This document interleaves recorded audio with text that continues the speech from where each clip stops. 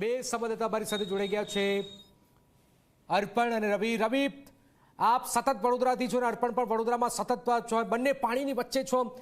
રવિ, શું વડોદરા હજુ પણ 24 કલાક ભયાનક મંજરમાં છે? રવિ,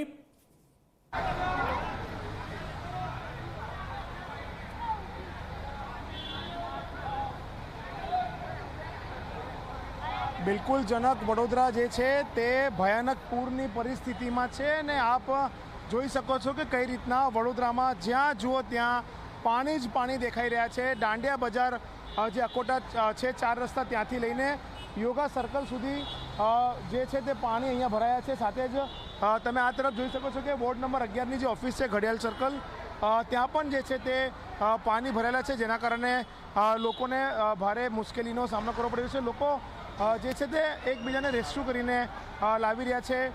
જે લોકો ફસાયા છે તેમનાથી સુરક્ષિત સ્થળ પર તેમને ખસેડવામાં આવી રહ્યા છે. અહીંયા તમે જોઈ શકો છો કઈ રીતના ટ્રેક્ટરની સેવા સામાજિક સેવાઓ દ્વારા સંસ્થા દ્વારા કરવામાં આવી છે કે જે ગોરવા જે છે તે ગોરવા સુધી આ ટ્રેક્ટરમાં જે છે તે લોકોને લઈ જવામાં આવશે. આપણે કેટલાક લોકો સાથે વાત કરવાનો પ્રયાસ કરીશું કે તેમનું શું કહેવું છે, તેઓ ક્યાંથી આવી રહ્યા છે અને જે રીતના અહીંયા એક ભાઈ આવ્યા છે એની સાથે વાત કરીશું. ક્યાંથી આવ્યા તમે?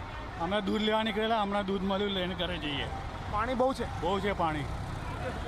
અમે અલકાપુરી હવેલી મંદિરથી ચાલતા જતા 2 કલાકથી દૂધ લેવા નીકળ્યા. અમને દૂધ મળી રહે બી બીજા ભયે આપ્યું એમના ઘરનું. શું કહેશો, આ અહીંયા કેટલું પાણી? આપણે અત્યારે અમે આ નવી કોર્ટથી લગાવીને અત્યાર સુધી આવ્યા છે, બરાબર છે. પાણીની સ્થિતિ બહુ ખૂબ ગંભીર છે. અમે અત્યારે પબ્લિકને એક જ રિક્વેસ્ટ કરીશું કે ઘરની બહાર નીકળશો નહીં અને મહેરબાની કરીને ઘરમાં રહો અને જે બી તમારે જરૂરિયાત પૂરતી વસ્તુ હોય એની માટે તમારી જે નજીકની જે કોઈ બી પબ્લિક જે તમને સપોર્ટ કરતી હોય એનો સંપર્ક કરો, બાકી તમે જાતે રિસ્ક લેશો નહીં. કેટલું પાણી છે, કઈ રીતે લોકો એકબીજાની મદદ કરી રહ્યા છે? હાલ અત્યારે અમે નવી કોર્ટથી અહીંયા સુધી આવ્યા. અમે લગભગ 10થી 12 ટ્રેક્ટર જોયા. ટ્રેક્ટરની અંદર ખીચડી હતી, બિસ્કિટ હતા, પાણીની બોટલો હતી, અલગ અલગ પ્રકારની સુવિધા તો મળે છે. એટલે આપણી પબ્લિકને ખૂબ અભિનંદન કે આટલો સપોર્ટ કરે છે. પબ્લિકને ખૂબ અભિનંદન કે આટલો સપોર્ટ કરે છે જનક. કારણ કે આજે એવી પરિસ્થિતિ છે કે લોકોના ઘરોમાં લાઇટ નથી, લોકોના ઘરોમાં દૂધ નથી, લોકોના ઘરમાં શાકભાજી નથી અને તેના કારણે લોકો પોતાના ઘરે પણ ખાવાનું નથી બનાવી શકતા, કારણ કે તેમના રસોડામાં પણ પાણી છે. અને તેના કારણે આવી જે સામાજિક જે સંસ્થાઓ છે, જે યુવાનોની, તેઓ ટ્રેક્ટર લઈને નીકળ્યા છે અને ટ્રેક્ટરમાં જે લોકોને બહાર નીકળવું હોય અથવા જે લોકો ફસાયા હોય તેમને લઈને જે તમામ સામાજિક જે સંસ્થાઓ છે તે લોકોની મદદ કરી છે. ભાઈ જે છે તેની સાથે બી જનક વાત કરીશું કે તેઓ કેટલા પાણીમાં ફસાયા છે, ક્યારથી ફસાયા છે. શું કહેશો, ક્યાં જવું છે તમારે? મારે જવું છે ગાય સર્કલ. મમ્મી પપ્પાનું ઘર ગાય સર્કલ છે, દુર્ગા ફરસાણની પાછળ. પણ ઘરની અંદર ફર્સ્ટ ફ્લોર એટલે ગ્રાઉન્ડ ફ્લોરમાં ઘૂંટણથી વધારે પાણી છે. એટલે બધું ડૂબી ગયું છે. પાવર, ઇલેક્ટ્રિસિટી નથી, વોટર સપ્લાય નથી. એટલે બધું ખાવા પીવાથી લઈને ટોયલેટ જવાની પણ તકલીફ થઈ રહી છે. આટલું દૂર તમે ચાલીને કીધી જશો, બહુ આગળ છે. હવે ગ્રાન્ડ મધર મારી 97ની છે, પપ્પા 80 વર્ષના છે, મમ્મી 72ની છે. તો હવે એમના માટે તો કંઈ ના કંઈક બધા વ્હીકલો ચાલી રહ્યા છે, ટ્રેક્ટર કે એમાં કોઈમાં બેસવા નથી મળ્યું. એટલે કોઈક વાર મળી જાય છે, પણ લક હોય તો કોઈ રોકાઈ લે છે. પણ હવે બધાના ઇમરજન્સી હેન્ડલ કરી રહ્યા છે. બધા લોકો પોતપોતાના ઇમરજન્સી હેન્ડલ કરી રહ્યા છે. તમે આ ભાઈની વ્યથા સાંભળી કે તેમના માતા પિતા, તેમના ગ્રેન્ડ મધર જે છે તે પોતાના ઘરમાં છે અને તેમના ઘરમાં ગ્રાઉન્ડ ફ્લોર પર 1.5 થી 2 ફૂટ જેટલું પાણી છે અને તે હવે તેમના ઘરે જવા નીકળ્યા છે. આ યોગા સર્કલ છે ને, ગાય સર્કલ જવું હોય તો અહીંયાથી અંદાજિત 1.5 થી 2 કિલોમીટરનું અંતર કાપવું પડે. ત્યાં સુધી તેઓ આ જે ધસમસતા પાણી છે તેની અંદર ચાલીને જવાના છે. એટલે જનક, તમે સમજી શકો છો કે આ પરિસ્થિતિ છે વડોદરા શહેરની કે દરેક સોસાયટીઓમાં, દરેક સોસાયટીના ઘરોમાં પાણી છે. તેના કારણે લોકોને જે છે તે ટ્રેક્ટરના મારફતે એક સ્થળેથી બીજા સ્થળે જે સામાજિક સેવા સંસ્થાઓ છે તે શિફ્ટ કરી રહી છે. જનક, બિલકુલ આ ભયાનક મંજર છે. રવિ જે રિપોર્ટ બતાવી રહ્યા છે જબરજસ્ત છે. સલામ છે રવિ, આપને પણ જબરજસ્ત વડોદરાની દેખરેખ ને વડોદરાના લોકોને આપ સતર્ક કરી રહ્યા છો. અર્પણ પણ ત્યાં પહોંચ્યા. અર્પણ, ક્યાં છો આપને? વડોદરામાં શું હાલમાં પરિસ્થિતિ સર્જાઈ છે? આપ પણ કમર સુધી પાણીમાં ફસાયેલા છો, ત્યાં ઊભા છો. અર્પણ,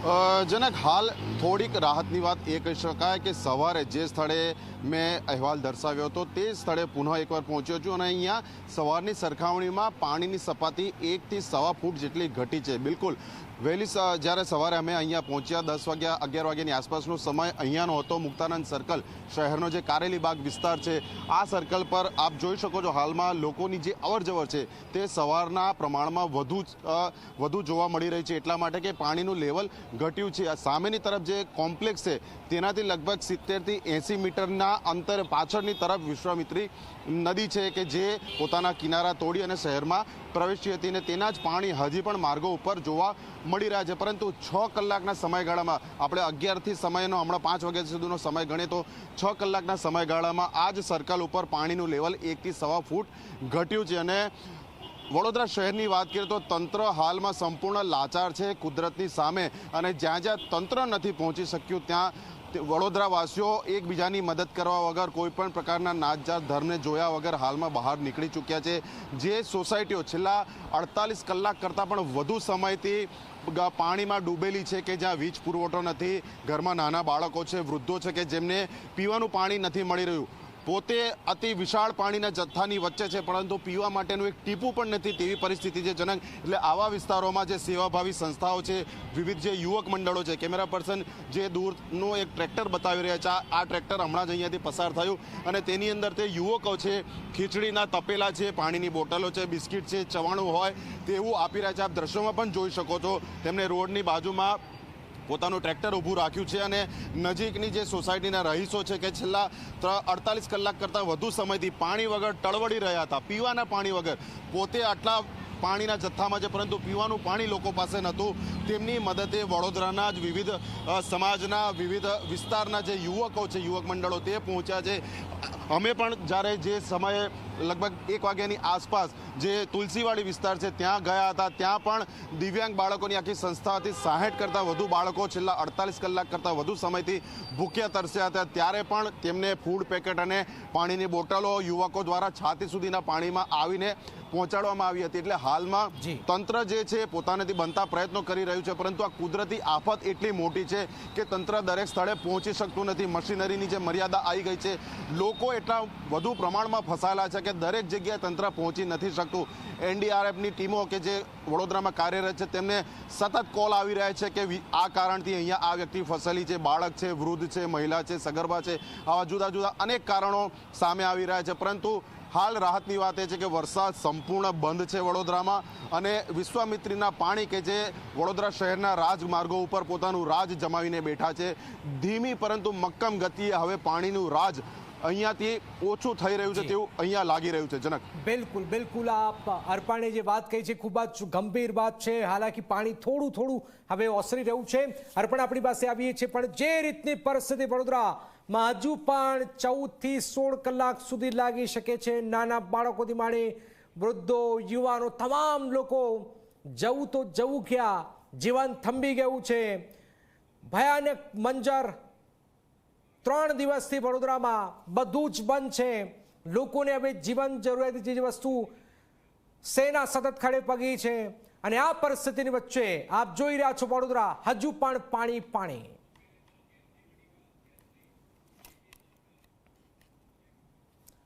દ્વારકા, જામનગર